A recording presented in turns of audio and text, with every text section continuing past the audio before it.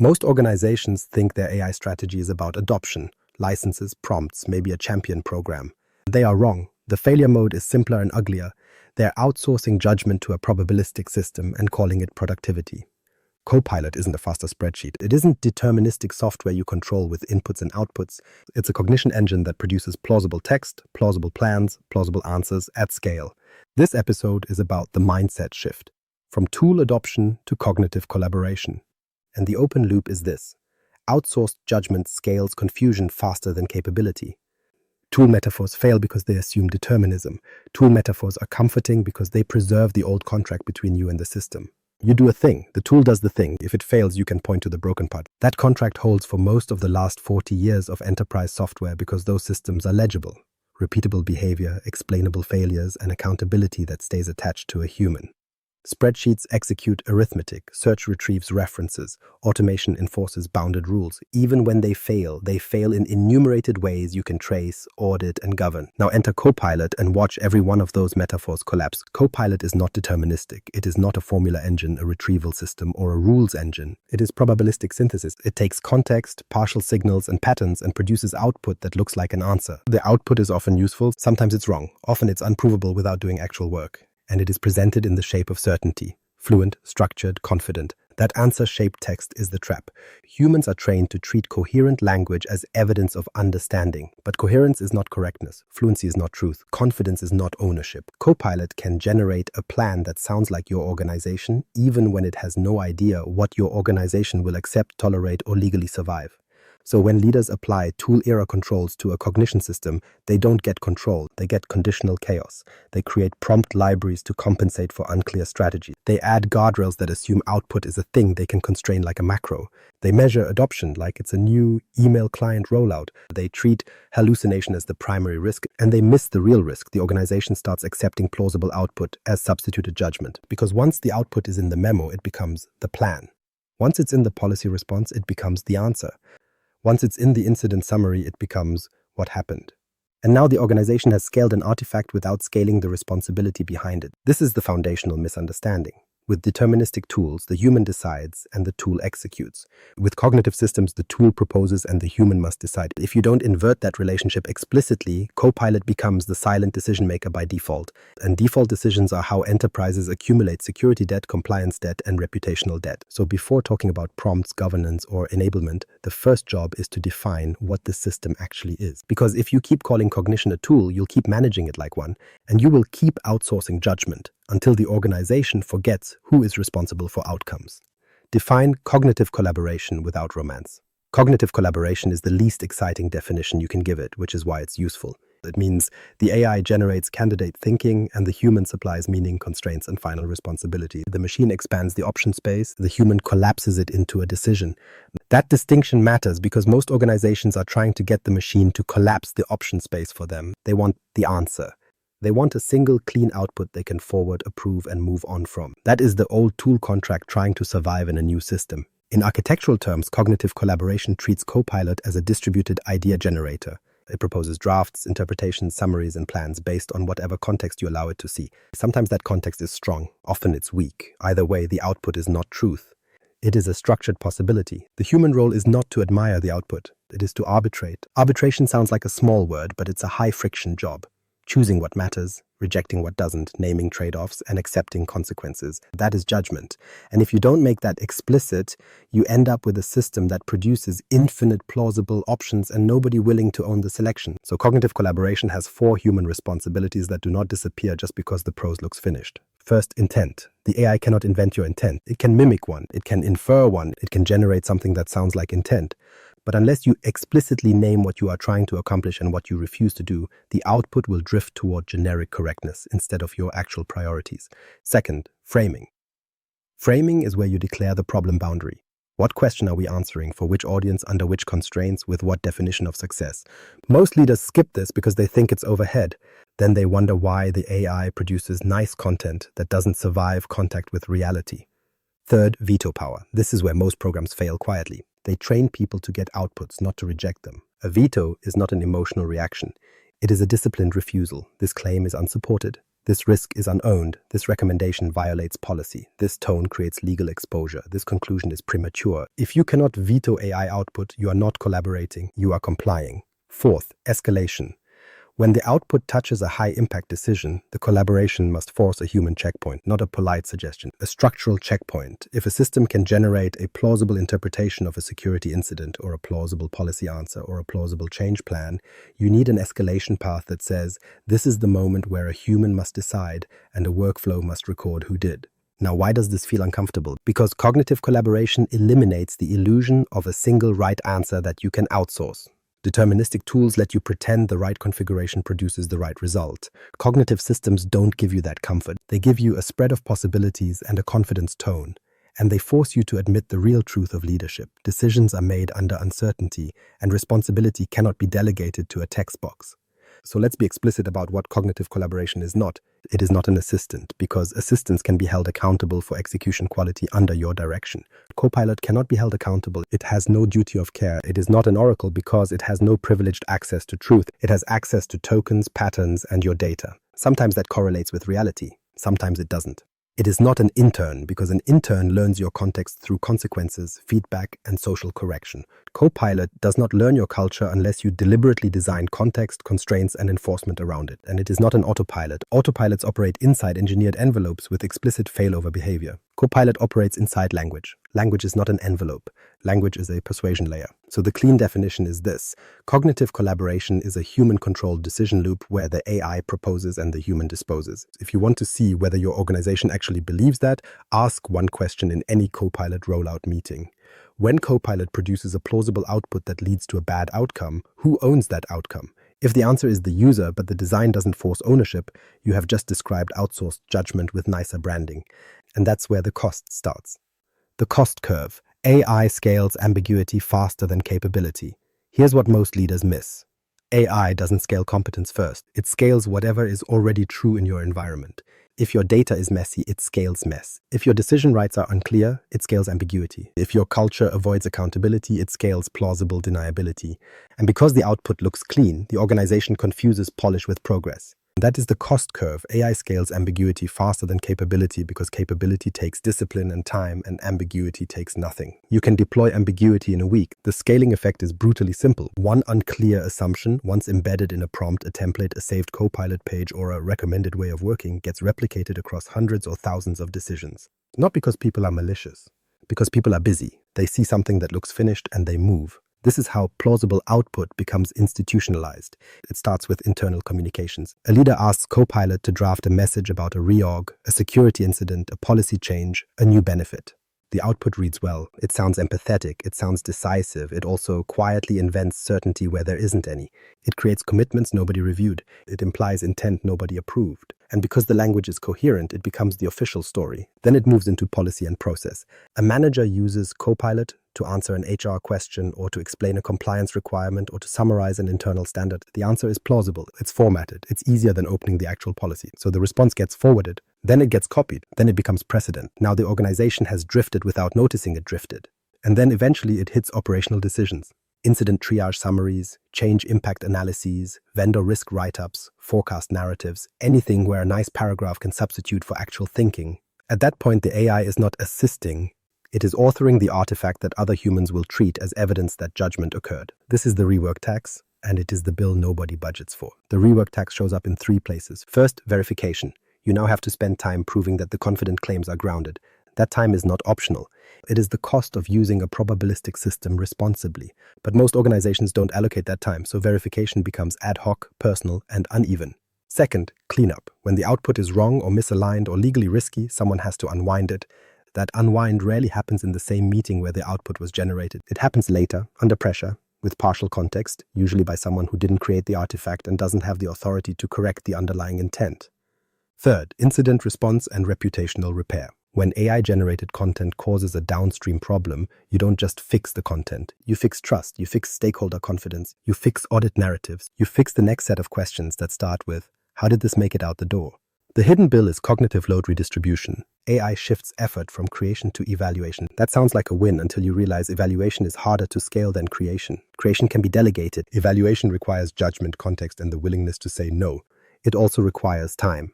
and time is the one resource leadership will not admit is required. So the paradox appears. Teams generate more outputs than ever, but decisions get worse. People feel busier, but outcomes feel less owned. The organization increases throughput, but confidence in what is true decreases. And this is where hallucination becomes a convenient distraction. Hallucination is visible. It's a screenshot. It's a gotcha. It's something you can blame on the model. But the real risk is unowned outcomes. Unowned outcomes look like this. An AI-generated summary becomes the record. An AI-generated recommendation becomes the plan. An AI-generated policy interpretation becomes the rule.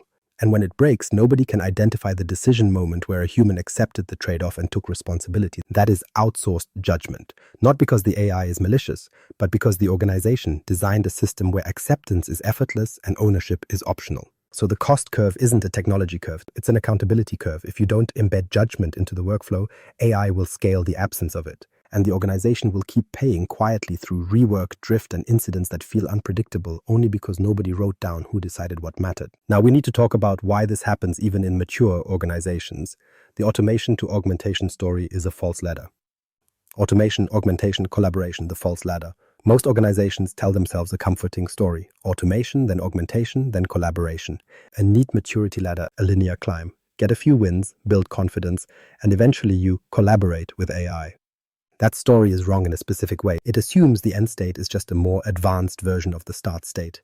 The same work, done faster, with better tooling. But collaboration isn't more augmentation, as it's a different operating model. And if you treat it like a ladder, you will stall exactly where the responsibility shifts. Automation is the cleanest and most honest form of value.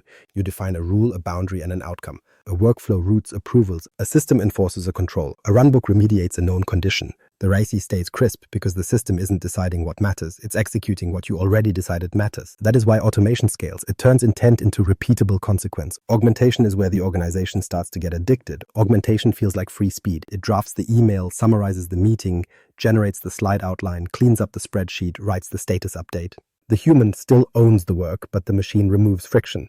And because the outcomes are low stakes and reversible, nobody has to confront the accountability problem yet. If the draft is mediocre, you edit it.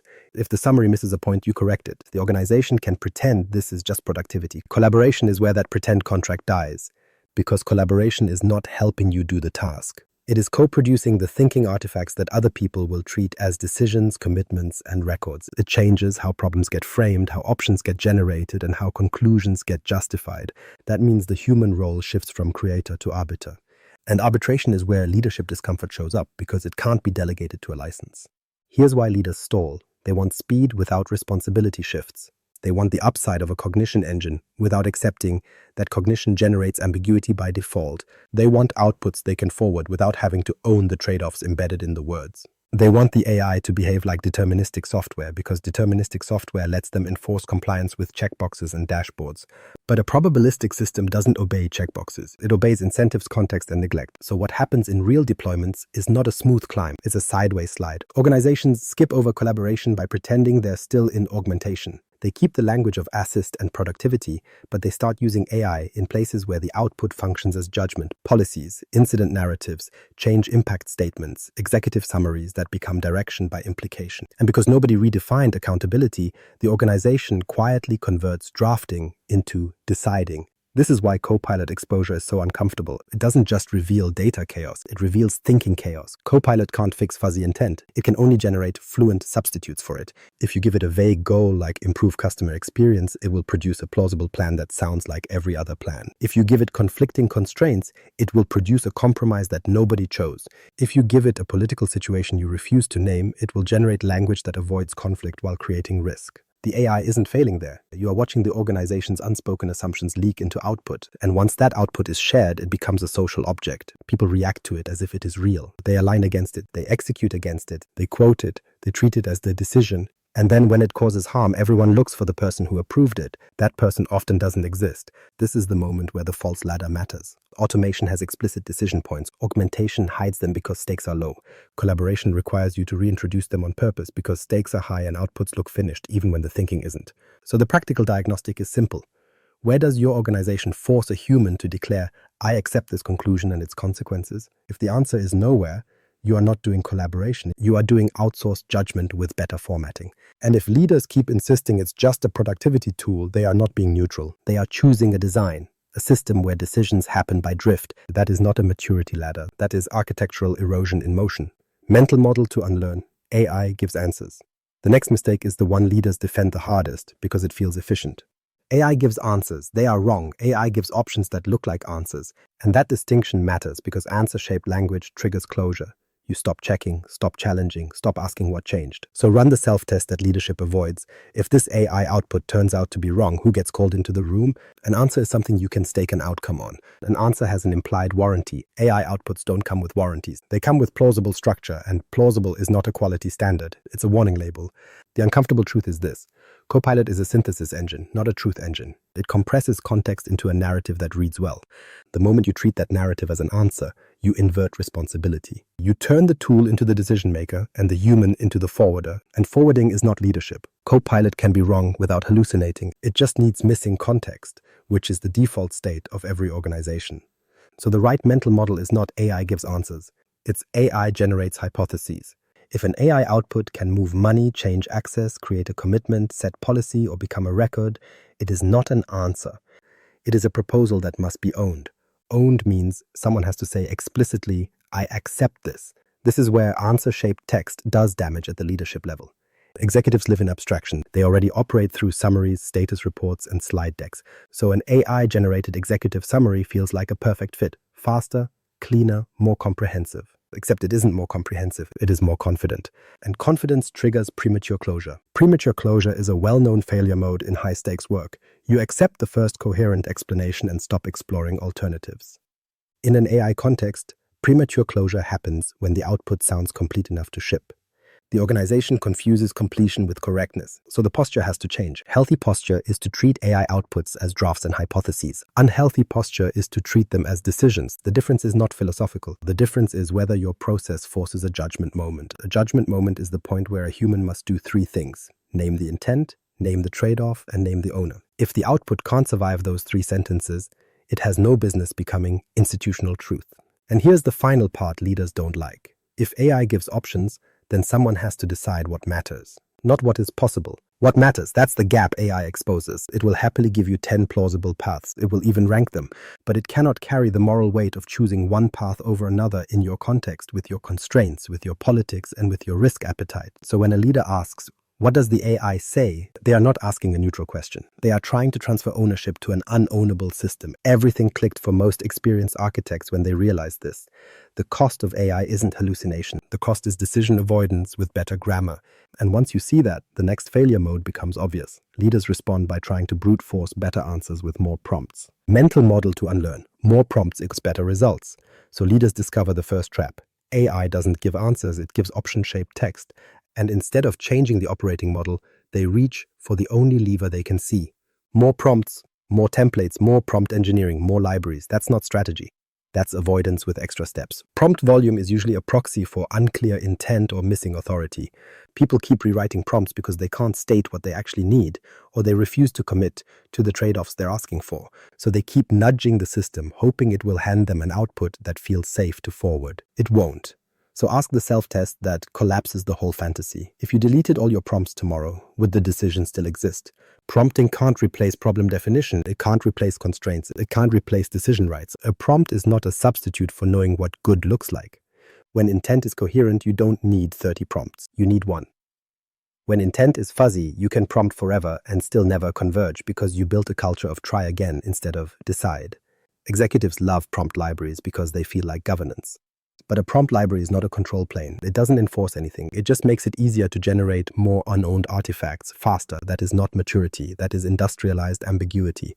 And yes, prompts matter. Of course they do. If you ask for garbage, you get garbage. If you give no context, you get generic output. That's basic system behavior. But what matters more is whether the organization has discipline around three things that prompting can't fix. First, explicit constraints, not be compliant. Actual constraints: which policy governs, which data is authoritative, which audience is allowed, which risk threshold applies, what you refuse to claim, what you refuse to commit to. Second, decision ownership: who can accept the output as actionable, who can approve, who can override, who gets blamed when it's wrong. If that sounds harsh, good. Harsh is reality. Accountability is not a vibe.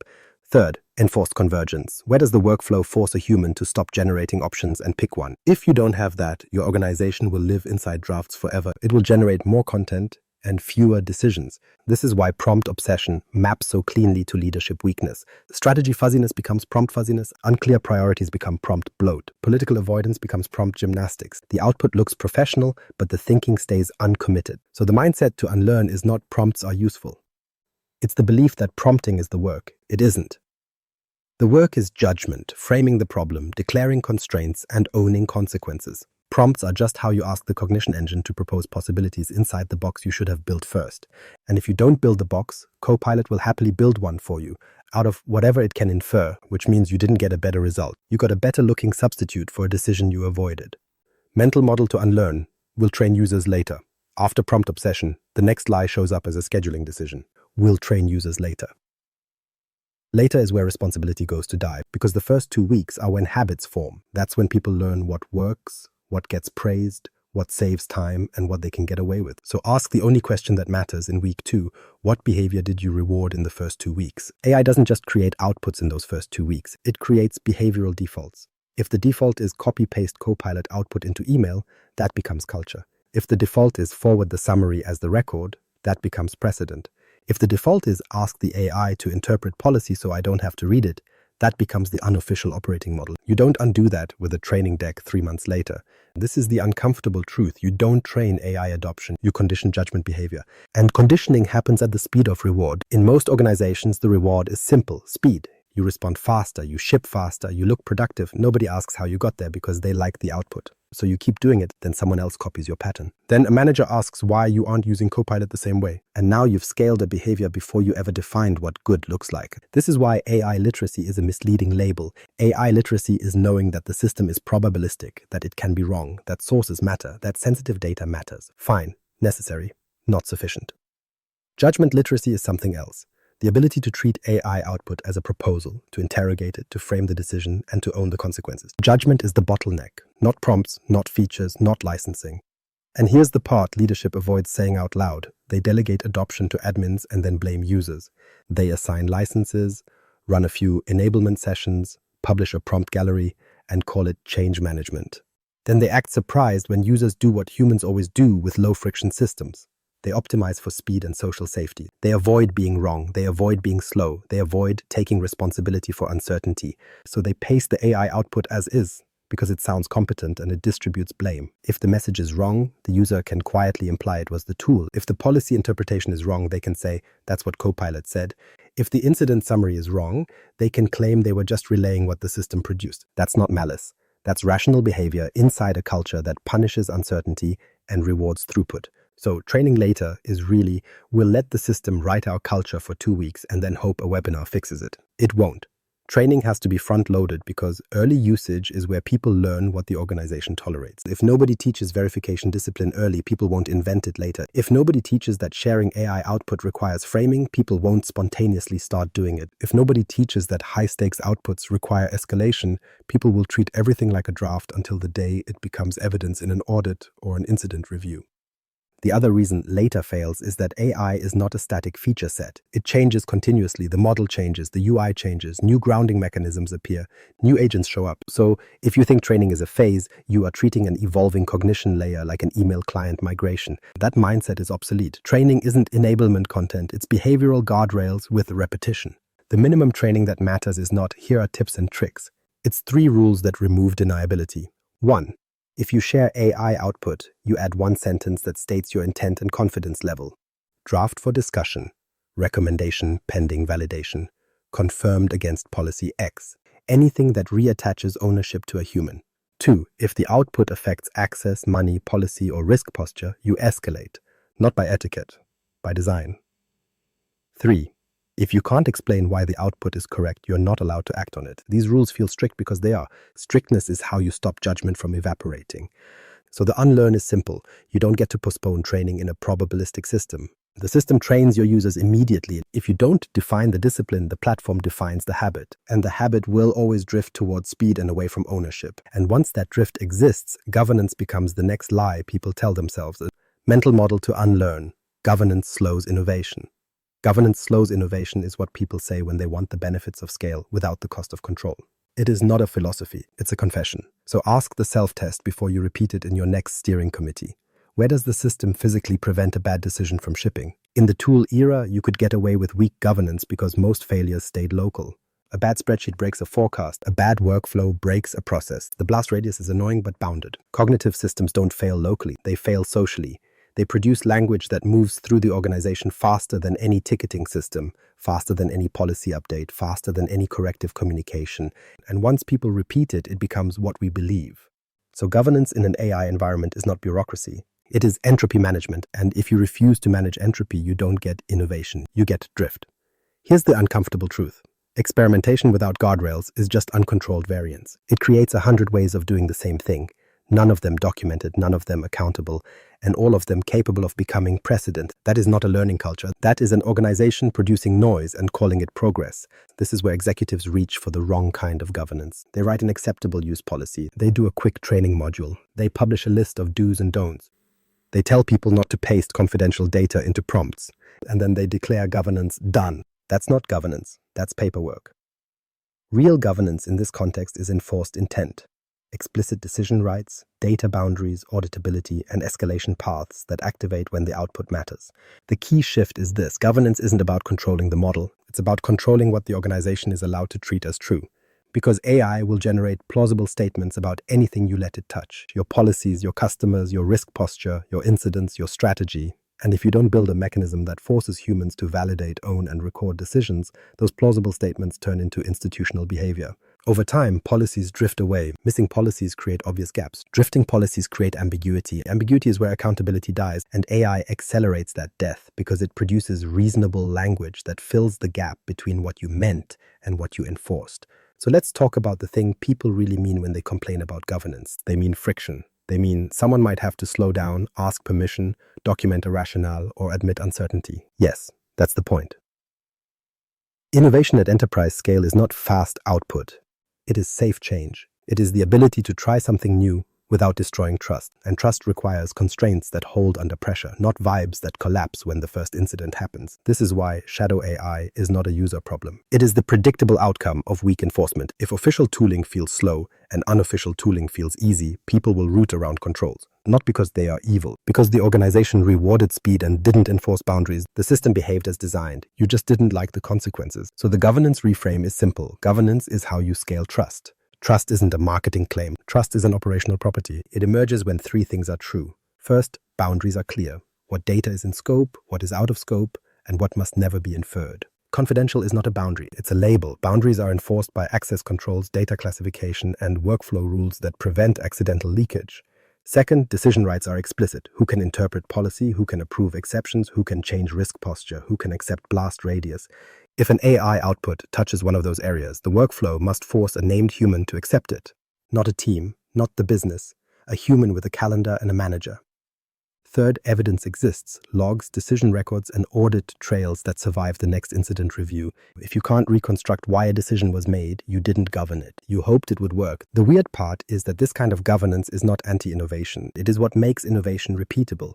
It turns experimentation into learning, because learning requires traceability. What did we try? Why did we try it? What happened? And who owned the trade-off? Without that, you don't have innovation. You have uncontrolled behavior and selective memory. So when someone says governance slows innovation, the correct response is no. Governance slows fantasy. Thinking without enforcement is fantasy. Enforcement without thinking is bureaucracy.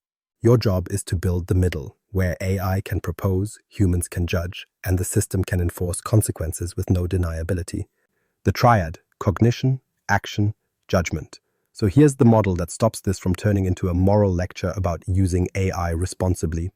It's a systems model. 3 systems, 3 jobs, no romance: system of cognition, system of action, system of judgment. If you can't name which one you're operating in, you're already drifting. And drift is how organizations end up in post-incident meetings pretending nobody could have seen it coming. Start with the system of cognition. This is where M365 Copilot lives. Chat, summaries, drafts, synthesis across email, meetings, documents, and whatever content the graph can legally expose. Cognition is not execution. Cognition is possibility generation, interpretations, options, narratives, and proposed next steps. It is fast, it is wide, it is persuasive, and it has one built-in flaw. It will produce coherent language even when the underlying reality is incoherent. That's not a bug, that's what it's designed to do. So the output of cognition must always be treated as provisional. Candidate thinking, a draft artifact that still needs judgment. If you treat cognition output as the decision, you have already collapsed the triad into a single fragile point of failure.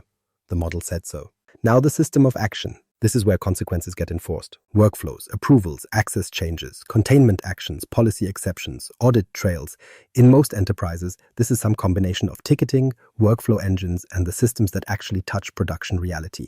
ServiceNow is an obvious example, but the brand doesn't matter. The function matters. Action is the part of the organization that turns intent into irreversible effects. Action systems are allowed to be boring. They should be. They exist to create friction in the right places, to force acknowledgement, to route decisions to authorized owners, to record evidence, to stop looks fine thinking from becoming production downtime. And then there is the system of judgment. This is the human layer, not as a slogan, as a constraint the enterprise cannot escape. Judgment is where intent is framed, trade-offs are chosen, and responsibility is assigned to a person who can be held accountable. Judgment is the only system that can legitimately answer questions like, what matters right now? What is acceptable risk? What is fair? What is defensible? What does the organization refuse to do, even if it is efficient? AI cannot answer those questions. It can mimic answers. It can produce language that resembles them, but it cannot own the consequences. And if it can't own consequences, it is not judgment. That distinction matters. Because most failed AI strategies accidentally invert the triad. They treat the system of cognition as if it is judgment, and they treat the system of action as if it is optional bureaucracy. So they get lots of thinking artifacts and very little enforced reality. The organization becomes a factory of plausible language with no operational gravity. This is the diagnostic line you already have, and it is not negotiable. Thinking without enforcement is fantasy. Enforcement without thinking is bureaucracy. Now translate that into behavior. If Copilot produces a summary of an incident, that's cognition. If a human classifies severity and chooses a response posture, that's judgment. If a workflow enforces containment steps, approvals, notifications, and evidence capture, that's action. If any one of those three is missing, you don't have a system. You have a vibe. Cognition without judgment is noise. It produces options nobody chooses. Judgment without action is theater. It produces decisions nobody implements. Action without judgment is dangerous. It produces consequences nobody intended. And here's the part that makes this model operational instead of philosophical. The handoffs are where organizations fail. The output of cognition must enter a judgment moment. Not, someone should review this. A design checkpoint where a named human must accept or reject the interpretation, and where the acceptance triggers action pathways with recorded ownership. That is how you stop outsourced judgment, not by telling people to be careful, not by publishing guidance, by engineering a reality where the organization cannot move from possible to done without a human decision owner being visible. This also explains why governance that lives only in M365 feels weak. M365 can guide cognition, it can restrict data exposure, it can log usage, but it cannot by itself enforce enterprise consequences. That enforcement lives in action systems. That's where you put the brakes. That's where you put the receipts. So when you hear someone describe an AI strategy as, we rolled out Copilot and trained users, you should hear what they didn't say. They didn't say where judgment lives. They didn't say where action gets enforced. They didn't say how ownership is recorded. Which means they built a cognition layer on top of an accountability vacuum. And now, to make this real, we're going to run the triad through scenarios everyone recognizes, starting with the one that fails the fastest: security incident triage. Scenario 1, security incident triage. Security incident triage is the cleanest place to watch this fail because the organization already believes it has process, it already believes it has governance, it already believes it has accountability. Then Copilot shows up and turns analysis into a decorative layer that nobody operationalizes. Start with the system of cognition. Copilot can ingest the mess humans can't. Alert summaries, email threads, Teams chat fragments, meeting notes, Defender notifications, a pile of half-finished work items, and the one key sentence someone dropped in a channel at 2:13 a.m. It can synthesize those signals into a narrative. What happened, what might be happening, what changed, who touched what, and what it thinks the likely root cause is. That synthesis is valuable. It compresses time. It reduces the cognitive load of finding the story. It proposes interpretations a tired human might miss. But it is still cognition. It is still candidate thinking. So a well-designed triage flow treats Copilot output the same way it treats an analyst's first pass. Provisional, biased by incomplete data, and requiring explicit judgment before consequence. The system of judgment is where a human does the work nobody wants to admit is work. Severity is not a number. It is an organizational decision about blast radius, tolerable risk, regulatory exposure, and response posture. Intent is not a pattern match. Intent is a claim you will defend later in a post-incident review, in an audit, and possibly in a legal conversation. So the judgment step is where someone has to say out loud, this is a probable phishing compromise, or this is credential stuffing, or this is an internal misconfiguration with external symptoms, and then commit to a response posture, contain now and accept disruption, or observe longer and accept uncertainty. That isn't something Copilot can own. That is a human decision because the organization is the one paying the trade-off. Now, the system of action has to make the decision real. This is where most organizations fail. They let cognition produce a beautiful triage summary, they let a human nod at it, and then they drop back into chat-driven execution. Can someone reset the account? Did we block the IP? Who owns comms? Are we notifying legal? All those questions are action questions, and if they aren't enforced through workflow, they become optional under pressure. So the action system needs to compile consequence. Severity classification triggers a required containment playbook, required approvals, required communications, required evidence collection, and required post-incident review. Not because ServiceNow is magic, because enforcement is the only way to prevent the organization from improvising itself into inconsistency. Here's what the failure mode looks like in the real world. Copilot flags risk. It surfaces 3 plausible interpretations. Everyone agrees it looks concerning. And then nothing is enforced. No one is named as the decision owner. No one records the rationale for why it was treated as low severity versus high. No one triggers mandatory containment steps. So the organization generates a lot of analysis artifacts and a lot of chat messages, but no operational gravity. Alert fatigue scales, because if every alert gets a better narrative but still doesn't produce enforced decisions, you've improved the story and preserved the paralysis. People stop trusting the summaries, not because they're wrong, but because the organization never does anything decisive with them. This is the subtle corrosion. The SOC starts to look busy, while the risk posture stays unchanged. Leadership sees dashboards and summaries and assumes governance is functioning. In reality, the accountability pathway is missing. The decision moment was never designed. So when the same pattern repeats, nobody can say, last time we decided X because of Y, and here's the record. And this is where the line lands every single time. Thinking without enforcement is fantasy. If the triage summary doesn't force a choice, and the choice doesn't trigger consequence, then Copilot didn't make you safer. It made you more articulate while you remained indecisive. The hard truth is this: analysis without action pathways becomes decorative intelligence. It produces confidence theater. It produces the feeling that the organization is handling risk because it can describe risk in nice paragraphs. But security is not narrative. Security is consequence. So the proper handoff is brutally simple. Copilot proposes interpretations. A human selects intent and severity and becomes the named owner of that decision. The action system enforces the response path and records evidence. That record survives the next incident review. It also survives leadership denial because it removes the ability to pretend nobody decided. The AI didn't decide what mattered. It decided what was possible. The organization decided nothing. And so nothing meaningful happened. Scenario 2. HR policy interpretation. Security triage fails fast because pressure forces the cracks to show. HR policy fails differently. It fails quietly, politely, and at scale. Because HR policy is where organizations store ambiguity on purpose, exceptions, discretion, manager judgment, union context, local law differences, and the uncomfortable reality that fairness isn't a formula. So when you drop a cognitive system into that environment, you don't just get helpful drafts, you get doctrine by accident. Start again with the System of Cognition. Copilot can read policy documents, prior HR cases, email threads, Teams chats, and whatever precedent exists in tickets and knowledge articles. It can summarize eligibility rules. It can propose response language. It can even generate a decision tree that looks reasonable and calm. This is the part leaders love because it feels like consistency. It feels like scale. It feels like standard answers, replacing messy human variation. But the output is still cognition. It is still a plausible interpretation of text. The system of judgment is the manager, HR business partner, or people leader who has to decide what the organization is actually willing to stand behind. That includes things policy text rarely captures: context, intent, equity, cultural precedent, and second-order effects. A classic example is exception handling. An employee asks for a deviation, extended leave, remote work outside the policy, an accommodation, a one-off schedule change, a benefit interpretation that doesn't fit the template. The AI will generate a neat answer because neatness is its job. It will cite sections. It will propose language that sounds considerate while staying compliant. And this is where the failure begins, because exceptions are not technical. Exceptions are moral and organizational decisions. They set precedent, they change expectations, they alter trust, they become stories employees tell each other, which is how culture gets enforced in the real world. So the judgment moment is not what does the policy say. The judgment moment is, Do we apply the policy strictly here? Do we allow an exception? And if we do, what boundary are we setting so this doesn't become the new rule? If you don't force that decision to be explicit, Copilot will produce an answer that becomes policy by repetition. Now, the system of action. In HR, action is not create a ticket. Action is record the decision, apply downstream effects, and make the exception visible to governance. That means the workflow has to capture who decided, what rationale they used, what policy they referenced, what exception they granted, and what review is required.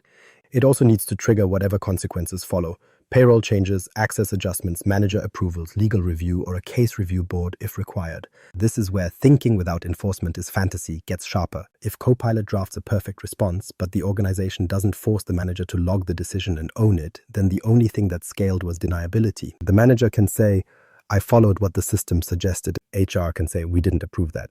Legal can say, that's not our interpretation. And the employee hears one message: the organization has no coherent owner for fairness. That is not a people problem. It is a system design problem. Here's the predictable failure mode. A manager pings Copilot. Employee is requesting X based on policy Y. What should I say? Copilot produces a clean answer. The manager forwards it. The employee accepts it as an official position. A week later, another employee requests the same thing. Someone else asks Copilot. The wording is slightly different, but the intent is similar. Now you have inconsistency. Or worse, you have a de facto rule that was never approved. Then it escalates. An employee disputes treatment. HR investigates. They ask, who approved this exception? Nobody knows. There's no record. There was a chat. There was an email. There was a paragraph that sounded official. But there was no decision log, no owner, no rationale, no review. So the system said so, which is the most corrosive phrase in any organization because it converts leadership into bureaucracy and bureaucracy into moral abdication. The uncomfortable point is that AI didn't create the ambiguity. HR policy already contains it. AI just makes it fast to manufacture official-sounding interpretations of that ambiguity. So the operational fix isn't tell managers not to use Copilot. That's fantasy too. They will use it because speed wins. The fix is to design the handoff. Copilot can propose language and surface precedent patterns. The manager must select intent, strict policy application, approved exception, or escalation required. Then the workflow enforces consequence. It records the decision, triggers approvals, and creates an auditable trail. And the line that matters here is the same one as security, just quieter. The AI didn't decide what was fair. It decided what was possible. The organization decided nothing. And then everyone acted like a decision happened anyway. Scenario 3, IT change management. IT change management is where outsourced judgment stops being a philosophical concern and becomes an outage with a timestamp. And it's where AI makes the failure cleaner, faster, and harder to argue with because the paperwork looks better right up until production breaks. Start with the system of cognition. Copilot can draft what humans hate writing: impact analysis, dependency lists, comms plans, rollback steps, stakeholder summaries, and the ritual language of risk and mitigation. It can scan related tickets, past incidents, meeting notes, and the change description itself, and produce something that sounds like a mature engineering organization. This is the seductive part. The artifact looks complete. The tone is confident. The structure matches what CAB expects. It reads like someone did the work. But cognition is still not judgment. It is still a proposal generator wearing a suit. The system of judgment in change management is the part most organizations pretend is automated already. Acceptable blast radius. Because blast radius is not a technical measurement. It is an organizational decision about what the business is willing to lose today. Availability, performance, customer trust, operational focus, so a change can happen. The AI can list potential impacts. It can propose mitigation steps. It can recommend a maintenance window. What it cannot do is decide which failure mode is tolerable, which stakeholder gets to be angry, and which risk is worth accepting to land the change. That's the architect's job, or the change owner's job, or whoever will be sitting in the post-incident review explaining why this was reasonable. So the judgment moment is where someone must say explicitly, we are changing X. We believe the blast radius is Y, the rollback posture is Z, and we accept the residual risk. Without that sentence, you don't have a change. You have a document. Now, the system of action is where this becomes real. A change workflow should enforce the consequences of that judgment. Approvals, blackout windows, evidence attachments, pre-change checks, implementation steps, and mandatory post-implementation review if certain conditions are met. Action systems exist because humans under pressure improvise. They skip steps. They rely on memory. They just do it real quick. Workflow exists to stop improvisation from becoming policy. Here's the failure mode AI introduces. Copilot produces a polished impact analysis. It proposes a rollback plan. It suggests comms language. The change record looks good enough that reviewers assume the hard thinking already happened. The CAB meeting moves faster. Approvals happen by momentum. And the organization confuses completeness with correctness. Then the change lands. Something unexpected happens. Not necessarily a hallucination problem, a context problem, a hidden dependency, a permission edge case, a replication lag, an integration that was out of scope in the mind of the person who requested the change, but very much in scope in production reality. Now you have an outage, and you start asking the only question that matters. Who decided this was acceptable? In too many organizations, the answer is a shrug disguised as process. The change record has text, it has risk language, it has mitigation bullets, it even has a rollback section. But nobody can point to the judgment moment where a human accepted the blast radius and owned the trade-off, because the artifact got treated as the decision, and that's outsourced judgment in its purest form. The document looks like governance, so governance is assumed to exist. This is why looks fine is one of the most expensive phrases in IT. AI increases the number of things that look fine. That's the problem. So the correct handoff is not Copilot writes the change record and we move on. The correct handoff is Copilot proposes the thinking artifact, a human selects intent and declares risk posture, and the workflow enforces that posture with irreversible constraints. For example, if the human selects high blast radius, the action system should require senior approval, enforce a tighter window, require a tested rollback, and force a post-implementation review. If the human selects low blast radius, the workflow can be lighter, but it should still record who made that classification. That is how you turn change management from paper compliance into operational gravity. And if you want a diagnostic that cuts through the theater, ask this: can you reconstruct the decision owner and their rationale for every outage-causing change in the last year? If you can't, you don't have change management. You have a calendar. So the uncomfortable point stands. Even here, the AI didn't cause the outage. Unowned judgment did. The AI generated what was possible. The organization never forced a human to decide what was acceptable. And the system enforced nothing until production enforced it for you. The skills AI makes more valuable: judgment.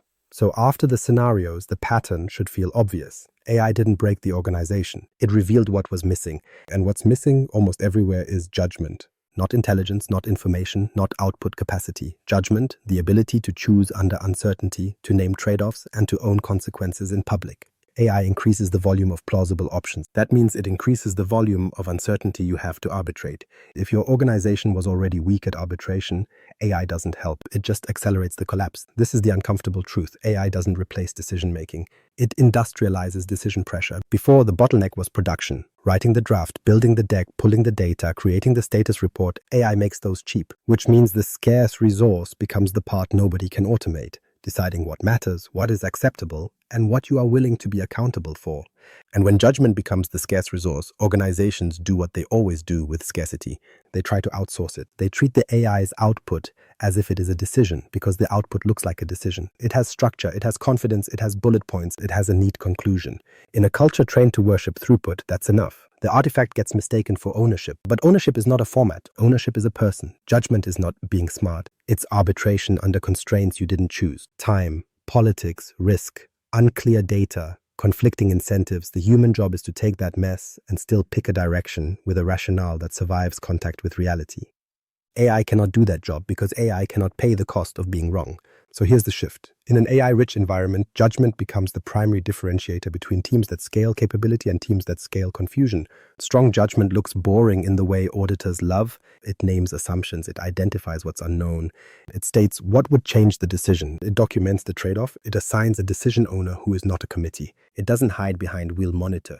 It defines what monitoring means and what triggers action. Weak judgment, in contrast, looks productive. It ships more drafts, it generates more options, it produces more analysis artifacts, it uses more tools, it schedules more meetings, it creates more alignment. It creates activity that feels like work while avoiding the moment where someone says, "I choose this and I accept the consequences." That is why AI makes weak leadership worse. It gives weak leadership more ways to avoid choosing while still looking busy. Now take the executive lens, because executives are the ones most tempted to outsource judgment. They live in abstraction. They receive summaries. They make decisions based on compressed narratives. So an AI-generated summary feels like a perfect fit.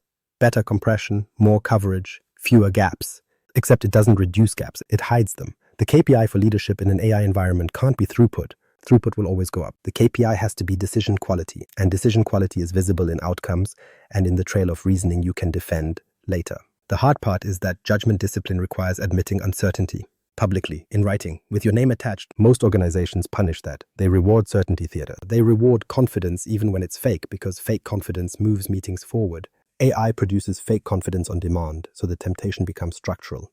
This is why outsourced judgment is the real failure mode. Hallucinations are easy to blame. Decision avoidance is harder because it implicates everyone. So if you want a practical definition of judgment in this model, Here it is. Judgment is selecting a trade-off and making it explicit. Everything else is commentary. When a security lead classifies an incident as low severity, they are choosing a trade-off. Less disruption now, more risk later. When a manager grants an HR exception, they are choosing a trade-off. Compassion now, precedent later. When an architect approves a change, they are choosing a trade-off. Progress now, blast radius later. When finance holds forecast guidance, they are choosing a trade-off. Stability now, credibility later. AI can list those trade-offs. It cannot choose one that aligns with your values and constraints. That choice is leadership, and the organization needs to start treating that as the work, not as an overhead. So the skill stack shifts. The person who can arbitrate under uncertainty becomes more valuable than the person who can draft under pressure. The team that can frame intent and enforce ownership will outperform the team that can generate 100 plausible paths. The enterprise that builds judgment moments into workflows will scale trust. The enterprise that doesn't will scale deniability. And that's the final irony. AI was sold as productivity. What it actually does is expose whether your organization is capable of responsible choice. If you are, AI amplifies clarity. If you aren't, it amplifies entropy. The skills AI makes more valuable: problem framing. If judgment is the scarce resource, problem framing is the control surface that determines whether judgment even has a chance. Most organizations treat framing like preamble, a few sentences at the top of a doc, then they rush to the real work. AI punishes that habit immediately, because if you don't frame the problem, the model will, and it will frame it using whatever scraps of context it can infer. Your wording, your org's historical artifacts, and the ambient assumptions embedded in your data. That's not collaboration, that's abdication. Problem framing is the act of declaring intent, constraints, and success conditions before you generate options. It is the difference between help me write something and help me decide something. AI is excellent at generating possibilities. It is useless at deciding relevance unless you tell it what relevance means here.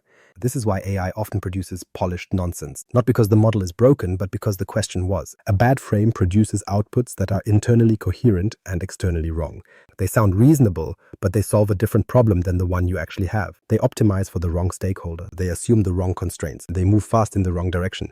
And the organization accepts them because they read well and nobody wants to admit the initial ask was vague. That's the core failure. Vague intent scales into confident artifacts. Good framing fixes that by doing three things up front. First, it declares the decision type. Is this a recommendation, a policy interpretation, a communication draft, an escalation, or an irreversible action? If you can't name the decision type, you can't govern the output. You can't decide what validation is required. You can't decide who needs to own it. You're just generating text. Second, it declares constraints. Not aspirational constraints, real constraints. What must be true? What must not happen? What sources are authoritative? What time window matters? What risk threshold applies? What you are not allowed to claim? Constraints are the rails. Without rails, you get plausible drift.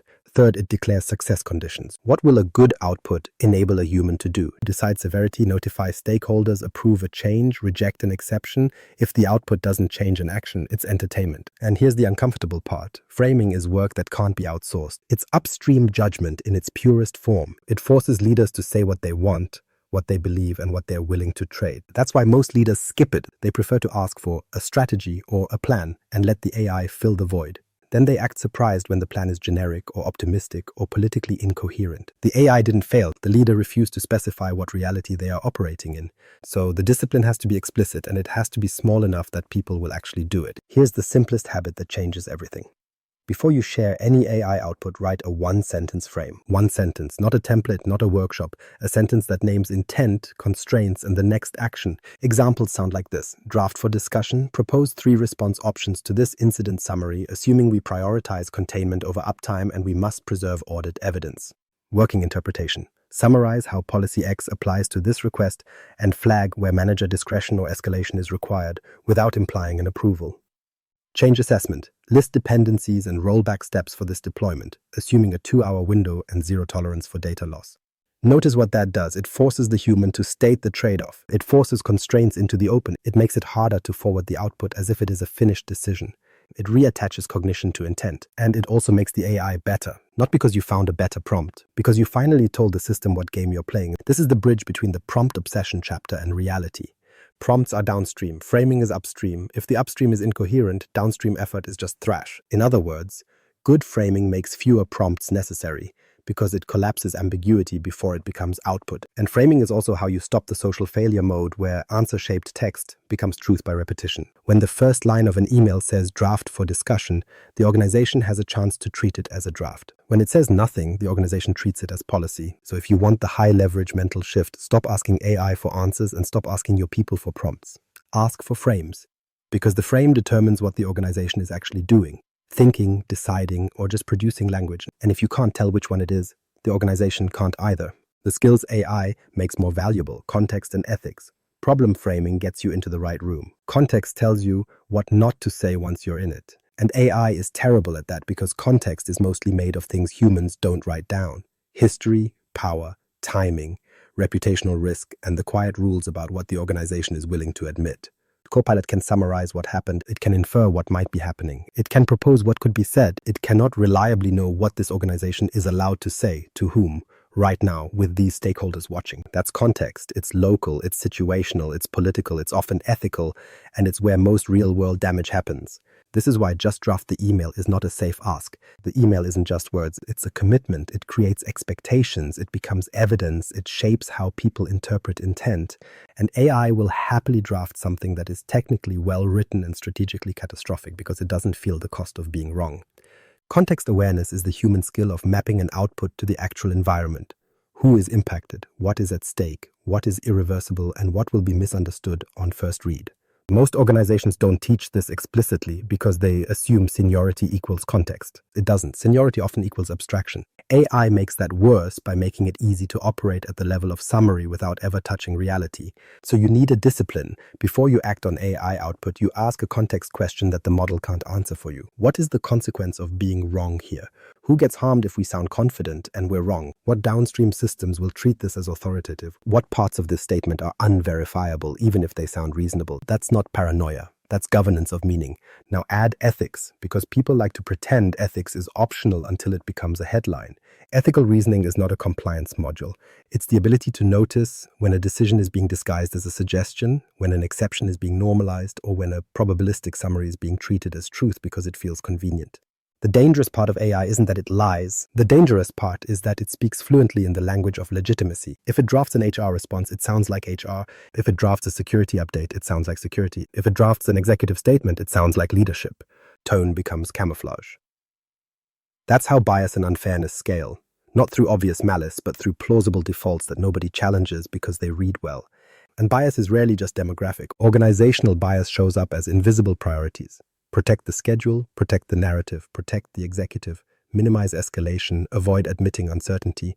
AI absorbs those priorities from the artifacts you already produced. Then it amplifies them, because that's what pattern synthesis does. So the ethical posture has to be explicit. Humans own outcomes. Tools do not. Not in principle, in practice. That means you can't let "the system said so" become the justification for a decision that affects someone's access, pay, job, health, or reputation. If your organization accepts that excuse, you've built a moral escape hatch. And once people have an escape hatch, responsibility diffuses. Here's the operational test. Can a human defend the decision without mentioning the AI? If the answer is no, you didn't make a decision. You delegated one, and you delegated it to a system that cannot be accountable. This also ties back to the triad because ethics lives in the handoff between cognition and action. Cognition proposes, fine. But the moment you operationalize an output, send the email, deny the request, contain the account, publish the policy interpretation, you moved into action. And action creates consequences whether you meant to or not. So the judgment moment must include an ethics check that is almost offensively simple. Who is affected? What is the harm if this is wrong? What is the appeal path if we got it wrong? If you can't answer those questions, you are not ready to operationalize the output. You're still thinking or pretending you are. This is why the AI mindset shift is not about being nicer to the machine or learning more prompt tricks. It's about reasserting human agency where the platform makes agency easy to forget. AI will generate text. That's the cheap part now. The expensive part is context, knowing what the text means in the world you actually live in. And the most expensive part is ethics, owning who gets hurt when you pretend the machine made the call. If you can hold context and ethics together, you can use AI without dissolving responsibility. If you can't, the organization will keep scaling fluency and calling it competence. And that's how judgment erodes quietly until the day it becomes undeniable. The atrophy pattern, why junior roles break first. If you want to see the future of AI in your organization, don't watch the executives. Watch the junior roles. They fail first. Not because they're less capable, but because they sit closest to the work that AI replaces cleanly. drafting, summarizing, formatting, translating chaos into something that looks coherent. And that work was never just output. It was apprenticeship. Junior roles learn judgment by doing the boring parts under supervision. They learn what a good answer looks like because they had to produce 10 bad ones and get corrected. They learn what matters because someone redlined their draft and told them why. They learn what's defensible because their manager asked, "How do you know that?" And they had to point to evidence. AI short-circuits that entire loop because now the junior can generate a competent-looking artifact on the first try. Not a correct artifact, a competent-looking one. And the organization, being addicted to speed, will accept looks fine as proof of progress, especially when the writing is clean and the bullets are crisp. This is how capability collapses while throughput rises. The junior never builds the muscle for framing the problem, selecting sources, checking assumptions, or defending trade-offs. They build a different muscle: prompt iteration and output polishing. That is not judgment. That is interface literacy. And then leadership acts surprised when the next generation can't run the system without the tool. Here's the structural reason this hits juniors harder. Their work is template-shaped. Status updates, notes, first drafts, customer emails, requirement summaries, basic analysis. AI is an infinite template engine. So the junior's role gets absorbed into the machine's lowest cost capability, and the organization calls it efficiency. But apprenticeship isn't efficient. It's expensive by design. It forces slow thinking. It forces error. It forces correction. It forces the junior to internalize standards instead of borrowing them. When you remove that friction, you don't create a faster junior. You create a person who can move text around without understanding what it means. And you'll still promote them because the surface level signals look good. Now add the second failure mode, overconfidence. Fluent text triggers authority bias. People read something well written and assume it was well thought. AI exploits that bias perfectly because it produces tone, structure, and certainty on demand. So the junior becomes dangerous in a way they weren't before. They can ship plausible decisions faster than they can recognize risk. That's not a moral indictment. It's a predictable outcome of how humans evaluate language. And this is where the atrophy pattern becomes visible. Strong performers get stronger. Weak performers get hidden. A strong junior uses AI as scaffolding. They ask better questions. They validate outputs. They treat the model as a sparring partner. They improve faster because they have a base layer of judgment and they use the tool to extend it. A weak junior uses AI as an authority proxy. They accept the first plausible answer. They stop learning the underlying domain. They confuse speed with competence. And because the artifacts look professional, the organization can't tell the difference until the person is in a role where mistakes have blast radius. That widening gap is the real workforce risk. AI doesn't democratize expertise. It amplifies existing judgment disparities. You already see this pattern in every other system. Tools don't fix bad thinking, they scale it. AI is just the first tool that produces outputs that look like thinking. So what happens organizationally? Senior people stop delegating work to juniors and start delegating judgment to the AI. Juniors stop being trained and start being throughput amplifiers. Managers stop coaching and start reviewing polished drafts that contain hidden errors. The feedback loop degrades, correction becomes sporadic, standards drift, and the organization quietly loses its bench strength. Then, 6 months later, leadership complains about AI skills gaps and buys more training. But the gap isn't AI usage, it's judgment development, and this is why the "we'll train later" lie is especially toxic for junior roles. The first 2 weeks set defaults, and juniors are the ones most likely to adopt defaults as doctrine. If the default is copy-paste, they will copy-paste. If the default is the AI knows, they will believe it. If the default is speed gets rewarded, they will optimize for speed. That's not rebellion, that's adaptation. So if you care about talent, you have to treat AI as a threat to apprenticeship, not just a productivity win. You need design judgment moments, not only for risk and compliance, but for learning, places where juniors must explain rationale, cite sources, and state confidence before their work becomes action. Otherwise, you will build an organization that ships faster, sounds smarter, and understands less. And that is not transformation, that is atrophy with better formatting. Organizational readiness, AI, psychological safety. So the junior roles break first, but the organization fails for a different reason. It fails because people stop speaking clearly when they don't feel safe to be wrong. AI psychological safety isn't a soft concept. It's an operational requirement because cognitive collaboration requires a behavior most enterprises actively punish, saying, "I don't know, I disagree," or "this output feels wrong." And if people can't say that out loud, the system will drift until it hits a wall. There are 2 kinds of fear that show up immediately when you introduce Copilot at scale. The first is the obvious one, fear of being replaced. That fear makes people hide work, hoard context, and avoid experimenting in ways that would make them look less necessary. They reduce transparency because transparency feels like volunteering for redundancy. The second fear is quieter and more corrosive. Fear of being wrong on behalf of the AI.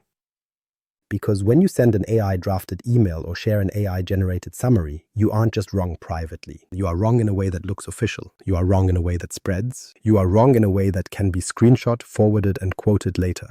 So people adapt. They stop experimenting in high-visibility channels. They use AI privately and quietly. They paste the output with minimal edits because editing takes time, and if they're going to be blamed anyway, they might as well move fast. Or they avoid AI entirely and resent the people who use it, because the cultural signal becomes speed is rewarded, mistakes are punished, and ambiguity is your problem. That is not readiness. That is a pressure cooker.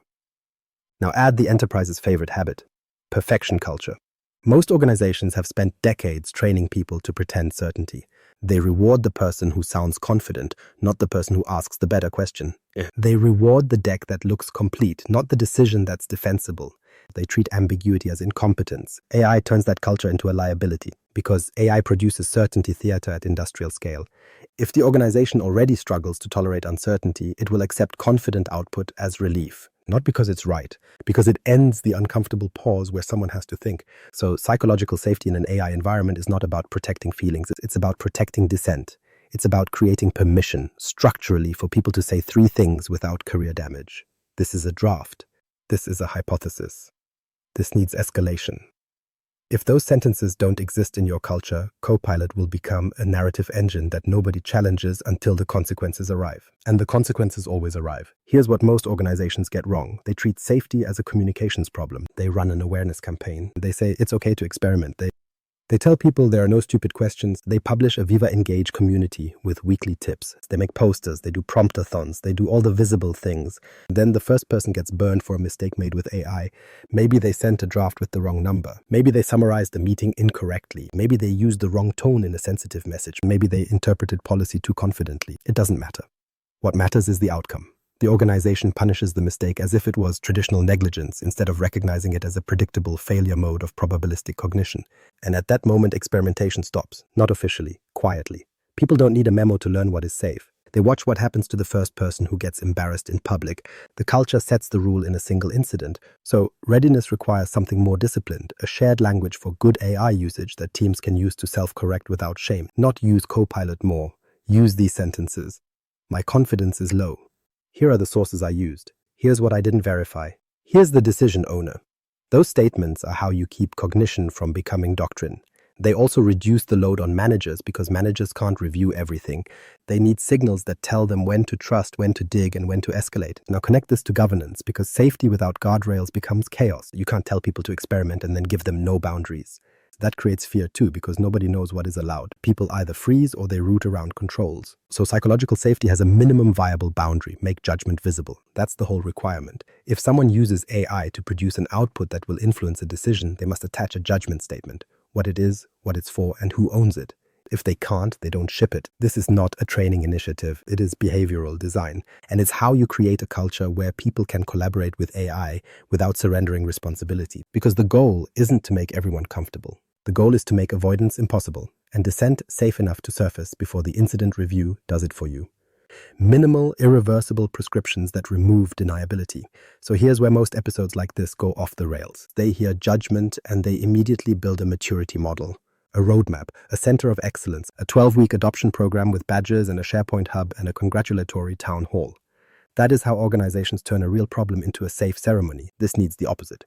Minimal prescriptions that remove deniability, things you can't agree with and then ignore, things that make avoidance visible immediately in normal work. 3 of them, that's it. First, decision logs. Not a repository, not a wiki project, a single-page artifact that exists because memory is not governance. Every meaningful decision influenced by AI gets a decision log. 1 page, short, owned by a named human, stored where the action system can reference it. It contains 5 fields and none of them are optional. What is the decision? Who owns it? What options were considered? What trade-off was chosen? What would cause a reversal? That last one matters more than people admit because it forces honesty. It makes you state what evidence would change your mind, which is how you prevent post hoc rationalization. And the log explicitly says whether AI was used for cognition, summarization, drafting, option generation, not to shame anyone. To make the epistemology explicit. So later, when someone asks, why did we do this? The answer isn't because the email sounded reasonable.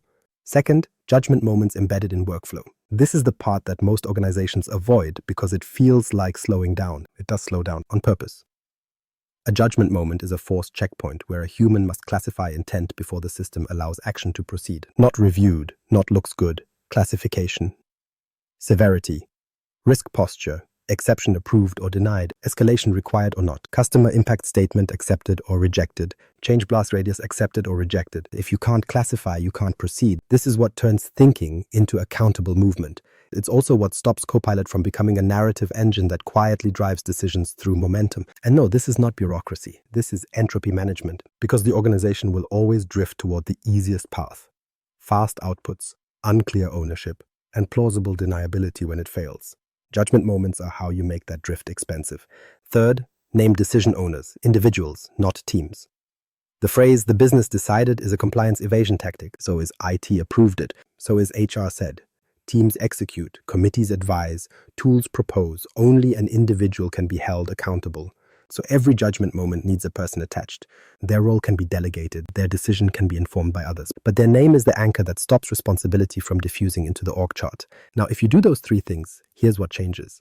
AI stops being a magic answer machine and becomes what it actually is, a cognitive surface that generates options. And your organization becomes what it has to be, a place where choices are owned, recorded, and enforced. This is also where the M365 to ServiceNow handoff stops being a vague integration story and becomes a governance mechanism. Copilot produces synthesis and proposed interpretations. Fine, but the only thing that can move an organization is a decision that triggers enforced consequences. That means Copilot output must land in a workflow that contains a judgment moment, a named owner, and a decision log reference. For example, incident triage. Copilot proposes 3 plausible interpretations: credential theft, misconfigured conditional access, or benign automation gone noisy. It provides evidence links. Great. Then the human selects intent, probable credential theft, and selects severity, high. That selection writes the decision owner into the record and forces a rationale field. Now the action system enforces containment steps and approvals. It creates the audit trail. It schedules the post-incident review. It blocks the organization from improvising itself into inconsistency. That's the handoff. Cognition proposes possibilities, judgment selects intent, action enforces consequence. And notice what disappears: the ability to pretend. You can't say the system said so because the system didn't decide. A human did. You can't say nobody approved this because the owner is recorded. You can't say we didn't know because the options and evidence are attached. This is why the prescriptions must be irreversible. They don't teach people to be better. They force the enterprise to behave like it believes its own risk posture matters. You want the simplest test for whether your AI program is real? Pick any AI influence decision from last week and ask, where is the judgment moment, who owned it, and where is the log? If you can't answer in under 60 seconds, you didn't scale capability. You scaled plausible deniability? The future of work, from execution to evaluation. So once you accept the triad, cognition, judgment, action, you also accept the future of work you were trying to avoid. Execution becomes cheap, evaluation becomes expensive. That isn't a slogan. It's the new cost model of knowledge work. Most organizations built their identity around execution. Shipping documents, shipping decks, shipping tickets, shipping updates. They rewarded the person who could produce the artifact fastest because artifacts were expensive. AI collapses that scarcity. The artifact is no longer the proof of work. It's the receipt that work might have happened. And that distinction matters because enterprises don't run on receipts. They run on consequences. So the future looks like this. Meetings stop being places where people create content in real time. AI will do that. Notes, summaries, action items, option lists, draft narratives, done. The meeting becomes the place where someone has to choose what matters, what changes, and what gets enforced, which means the real meeting isn't the calendar invite. The real meeting is the judgment moment embedded in the workflow afterward. That's where the organization either becomes accountable or becomes theatrical. Documents change too. A document is no longer a deliverable. It's a dialogue between cognition and judgment. AI produces drafts. Humans state intent, constraints, and ownership. The value shifts from did we write it to can we defend it. So the writing isn't the work, the reasoning is. And the most uncomfortable shift is for leadership, because leadership has spent years outsourcing reasoning to process, committees, and status reporting. AI makes that outsourcing easier. That's why this episode exists. In the AI era, leaders don't get judged on throughput. Throughput is free. They get judged on decision quality.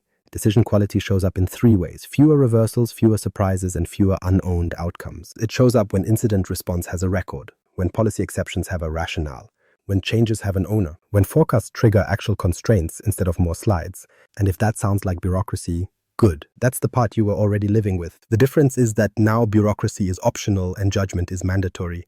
Because if you don't embed judgment into the system, you don't get fast innovation there. You get fast entropy. You get people shipping answer-shaped text into the organization without any enforcement pathway attached and then acting surprised when it becomes doctrine by repetition. This is also where agents become dangerous in a very specific way. Agents will act, they will call APIs, they will execute tasks, they will move data, they will send messages, they will close tickets, they will do all the things your organization currently does slowly and inconsistently. But an agent cannot own the decision that justified the action. So if you scale agents without scaling judgment moments, you don't create autonomy. You create automation without accountability. You create conditional chaos with a nicer user interface. Over time, the organization drifts into a probabilistic operating model. Outputs happen, actions happen, and nobody can explain why. That is not modern work. That is unmanaged delegation. So the only sustainable pattern is this. Cognition proposes, judgment selects, action enforces. And the trick is not building more intelligence. The trick is building operational gravity. Constraints that force a human to declare intent before the system is allowed to move. That is what separates an enterprise that scales trust from an enterprise that scales confusion. Because AI doesn't eliminate work. It relocates it. It moves the effort from make the thing to decide the thing. From write the answer to own the consequences. From produce the artifact to defend the rationale.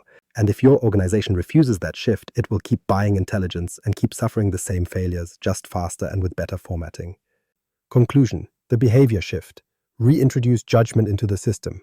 AI scales whatever you are, clarity or confusion, because it can't own your decisions. If you do one thing after this, stop asking what does the AI say, and start asking who owns this decision. Subscribe, and then go to the next episode on building judgment moments into the M365 ServiceNow operating model.